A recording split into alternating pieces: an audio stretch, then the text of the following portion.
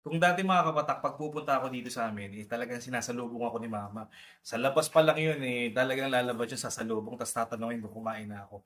Mula nung wala na si mama, wala nang sumasalubong sa'tin. Pero ang nakatira dito ngayon, ang aking stepfather.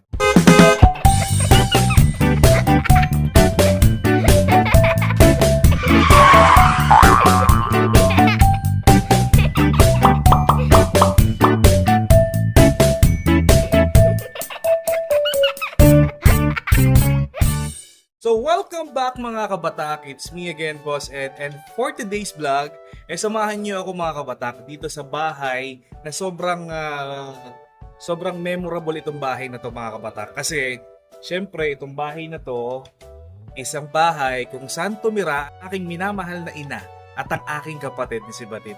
So bibigyan ko kayo mga kabatak ng update nga pala kung ano na nga ba yung nangyari after ng 1 year and 5 months na pagkakawala ni Mama Bel tsaka ni Batid. So naka-move on na ba ako bilang panganay na anak? Ano na ba nangyari kay Colleen? Ano na ba nangyari kay Tito Edwin? At sino na ba ang nakatira sa bahay na ito? Yan, di ba? Napakalaki ng bahay mga kabatak. Pero syempre, dalawa sa family member namin yung nawala. So ano na nga ba yung status, di ba? So samahan niyo ako mga kabatak, tara check natin. So mga kabatak, ito nga palang bahay na ito mga kabatak. Itong bahay na to, ito yung dati kong opisina. So, nung time na kalakasan mga kabatak ni Foss Coffee, nung marami pa akong client, nung nagsusupply pa kami ng maraming products, no? So, dito kami mga kabatak, nag-o-opisina, ito yung ginawa namin storage.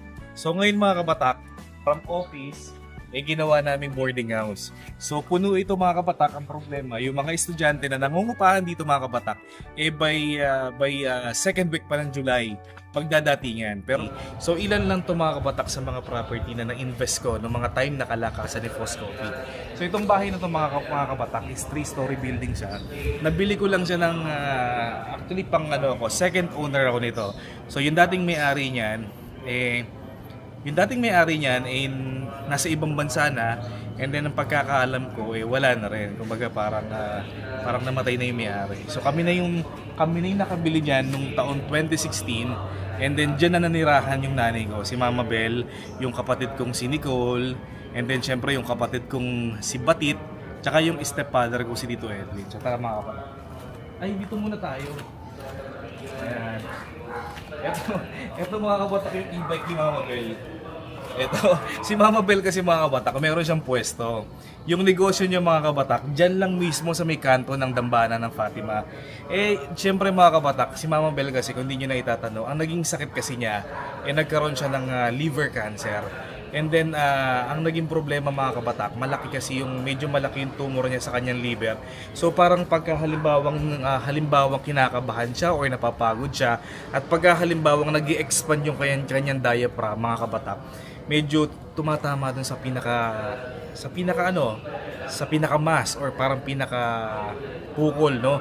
May times na nahihirapan siya huminga. Kaya mga kabatak, nung time na nabubuhay siya, bumili ako ng e-bike para hindi siya naglalakad. Alam mo, napakasipag niyang tao na yan. Napakasipag ng nanay ko. Kahit may sakit na, kahit na may karamdaman na, talagang pursigido pa rin sa buhay mga kabatak. Hindi mo siya makikitaan na talagang pinanghinaan ng loob. So, mula dito dati wala siyang e-bike. Nilalakad lang niya papunta roon sa kanyang pwesto sa may dambana. Hanggang sa, ayun, sabi ko sa kanya, magsuot na lang, gumamit siya ng e-bike para hindi rin siya napapagod sa paglalakad. Hindi mga kabatak, pakita ko sa inyo. Ilan lang to sa mga halaman ni Mama Bel. Alam niyo mga kabatak, lahat ng mga halamang nakikita niyo na to, talagang itinanim to na nagmula talaga ito sa binhi o sa buto, no? So meron tayong avocado, yan, tanim ni Mama Bel yan. And then syempre, ito, pinagmamalaki niya sa akin to lagi. Meron siyang kamyas, no? Kamyas. Maraming nagiging bunga to, at pagka mag-aasim siya ng isda, dito nang gagaling yung pinang-aasim niya. And then meron din siya mga kabatak, ito, daming bunga, oh. Kalamansi. Isipin mo mga kabatak, sa paso lang, Aras, pakita mo nga yung paso. Yan, oh. Imagine, nakakapagpalaki siya ng mga halaman gamit lang ang paso. Diba? Isipin ko ba na nasa paso lang ng malaki itong kalamansi na to? Alam nyo mga kabatak, maliban sa kanyang mga halaman na yan, meron din siya dito Kaya lang tinanggalan dito So ito mga kabatak, dito siya nagpapatubo mga kabatak ng mga talbos. ng kamote. And then lahat ng mga halamang baging niya, dito niya pinapatubo, dito niya pinapatulay. Oh. Naalala ko dati, meron pa siyang ampalaya dyan. Talagang nakaka-harvest siya ng ampalaya, mga kabatak. And then ito mga kabatak, yung mga halaman na yan. Dito to, yun. Scripted lang yun, hindi ka pala updated eh. Sige, basta... Ang taba mo ngayon, Yan nga eh. Ganito na lang gawin natin. Si Ate Josie, ba't nasama mo sa vlog si Ate Josie? Ang aking kapitbahay. Sige, sama ka na sa vlog. Okay ka muna sa vlog ko. Napapanood mo naman siguro yung vlog ko, di ba? Nagpado nga ako Kaya eh. nga. So, pag meron siyang bagong yumayaman siya, meron siyang bagong sasakyan, o sige, bibigyan kita ng authority na mag-park dyan pansamantala. So, dito, pasok tayo sa loob. So, ang pinaka-entrance talaga niyan dito. Pero meron din daan dito sa likod. So, dito tayo papasok. So,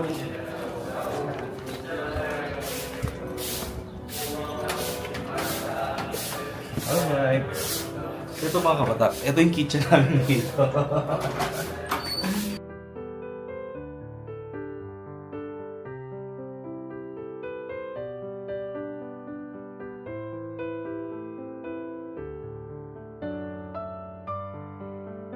So ito mga kabatak, so ngayon, sobrang tahimik ng lugar, malayo-malayo sa dati. Kung dati mga kabatak, pag pupunta ako dito sa amin, talagang sinasalubong ako ni Mama. Sa labas pa lang yun, talagang lalabas yun sa salubong, tapos tatanungin kung kumain na ako. Mula nung wala na si Mama, wala nang sumasalubong sa atin. Pero ang nakatira dito ngayon, ang aking stepfather. Yun, so siya. Tapos siya yung nagmamanage din ng aming apartment dyan sa kabila. So hindi ko na kayo ituturo sa taas kasi medyo magulo na sa taas. So, yan. Pakita ko lang sa inyo mga kabatak. Ito yung mga picture namin. No? Yan. So, dito mga kabatak, wala pa si Milandro dyan. So, ito yung first family picture namin. Nakasama si Biena at si Bella. Ayan, ang ganda ng mga anak ko. Di ba?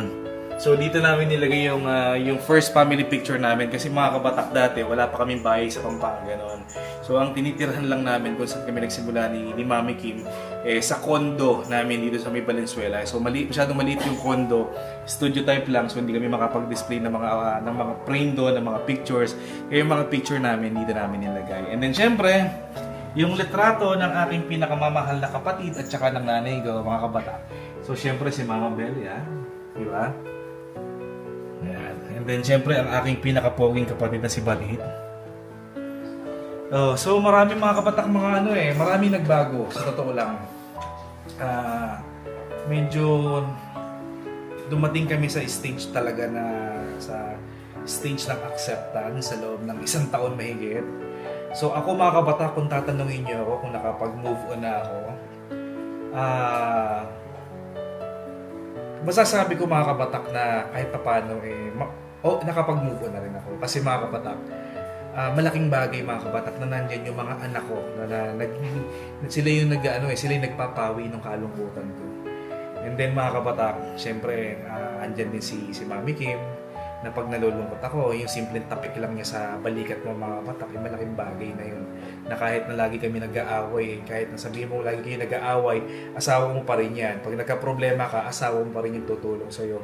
So masasabi ko mga kabatak na sa loob ng 1 taon at 5 buwan mula nung nawala si Mama Belle at saka si Batit, masasabi ko na kahit papaano naka-move on na rin. Pero syempre, nandun pa rin yung time mga kabatak, nahanap pa natin yung dumarating talaga sa point mga kabatak na pagka nalulungkot ka at pagka naghahanap ka ng kakampi, ang una ko talaga naiisip si Mama Belle. Pag may nararamdaman ako sa katawan ko, kasi ako mga kabatak, ugali ko, pag may nararamdaman ako, ang una kong tinatawagan, nanay ko, ma, normal ba tong ganito?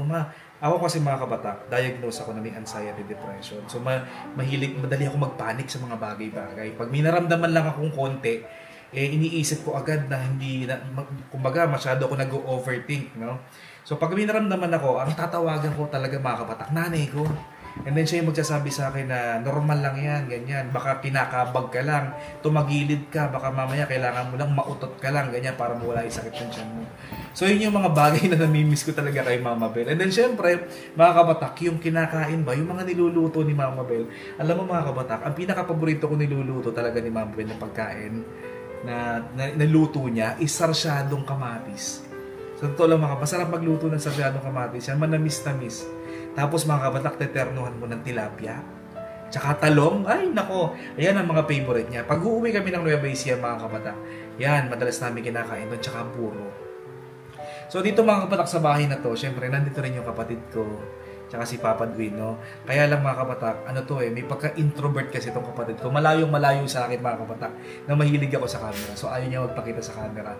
Yung kapatid ko siguro siya medyo, syempre, siya yung nakasama ni Mama Ben mula nung sanggol siya. Hindi sila naghiwalay ever since. So, ikaw ko rin, nakamove on nga, diba? Hindi pa rin. Naintindihan ko naman mga kabatak yung kapatid ko. Hindi pa daw.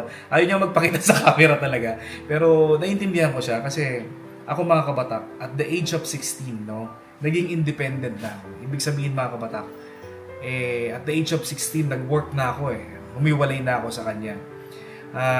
Nangupahan na ako ng sarili ko, tumira na ako sa Espanya, tumira ako sa Quiapo, tumira ako sa Cubao, nag-work ako kung saan-saan. So maaga akong naawat sa nanay ko. And then nung bata naman ako mga kabatak, hindi rin naman kami nagkasama ng matagal ni mama kasi lumaki ako sa probinsya habang yung nanay ko ay nagtatrabaho sa ibang bansa. Hindi katulad nung kapatid ko na si Colin mga kabatak na mula nung sanggol siya hanggang sa nung nawala si Mama Bel, sila magkasama. So naiintindihan ko naman siya kung talagang hindi pa siya nakaka-move on hanggang ngayon. Tsaka malungkot, syempre sila magkasama sa bahay, di ba? Sila magkasama sa bahay. Pero siguro masaya na rin si Mama Bel para sa amin kasi hindi katulad dati na palagi kami umiiyak. Ngayon mga kabatak, nakikita naman niya na kahit paano, nakakangiti-ngiti na rin kami kahit paano. Ikaw ba, Colin, umiiyak ka pa rin? Umiiyak ka pa rin? May times pa rin na umiiyak ka? Ay, sa isang buwan, madalas? Naiiyak ka pa rin. Ganun talaga ang buhay. Lahat naman tayo dadating sa ganyan, di ba? Kaya lang, masyado lang mga kabatak, masakit yung mga pangyayari kasi halos 10 araw lang yung pagitan mula nung namatay yung nanay ko tsaka namatay yung aking kapatid na si Manin. So sa mga nagtatanong ano ba kinamatayin ng aking nanay, ang nanay ko ay nagkaroon siya ng sakit, nagkaroon siya ng liver cancer. Ang kapatid ko naman ay nawala sa hindi magandang pangyayari. So nabaril siya, ninakawan, binaril, no? And then dinibdib ng nanay ko yung pangyayari sa kapatid ko. Kaya sa loob lamang ng 10 araw nawala, sumunod rin si mama. So yung mga kabatak, malungkot ang bahay, pero kahit ganoon, life must go on. Tuloy lang ang buhay, diba? Kailangan tuloy-tuloy pa rin ang buhay kasi hindi lang, kumbaga may mga taong patuloy na umaasa sa atin. Siyempre andyan yung family, andyan yung mga staff or mga empleyado, and then andyan yung mga kaibigan, di ba? So tuloy lang buhay. So yun lang mga kabatak. So dito ko natatapusin ang aking vlog. Pakilala ko muna kayo kay Oreo. Oreo ba pangalan to? Panda.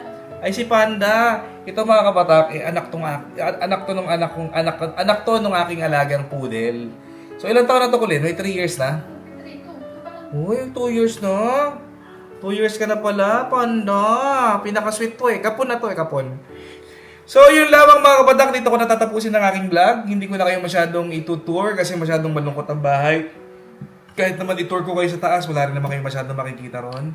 Malungkot kasi hanggang ngayon yung mga damit ng nanay ko nandun pa rin. Yung mga damit ng kapatid ko nandun pa rin. Hindi pa namin tinatanggal sa loob ng 1 taon at kalahati. So, ang hirap itapon, ang hirap ipamigay, ang hirap ilagay sa box. Kasi nakakalungkot na tanggalin yung mga alaala kasi nila mga kabatak. So, malungkot pa rin hanggang ngayon. Kung makikita nyo sa bahay namin, malungkot pa rin hanggang ngayon. Mahirap na ibalik kasi mga kabatak yung mga bagay na nawala talaga, di ba? So again mga kabatak, yun lang. So dito ko natatapusin ang aking vlog. I-follow nyo ang aking Facebook page, Team Batak Stories. I-follow nyo rin ang aking personal account kung saan nag-upload si Milandro, ang Edmar Batak. At syempre, i-subscribe din nyo ang aking YouTube channel, Team Batak Vlog. Syempre, ang TikTok ko din nga pala mga kabatak. I-follow nyo ako sa TikTok, Edmar Batak. So yun lamang mga kabatak, and see you next time. Abangan nyo yung next vlog ko. Bye-bye!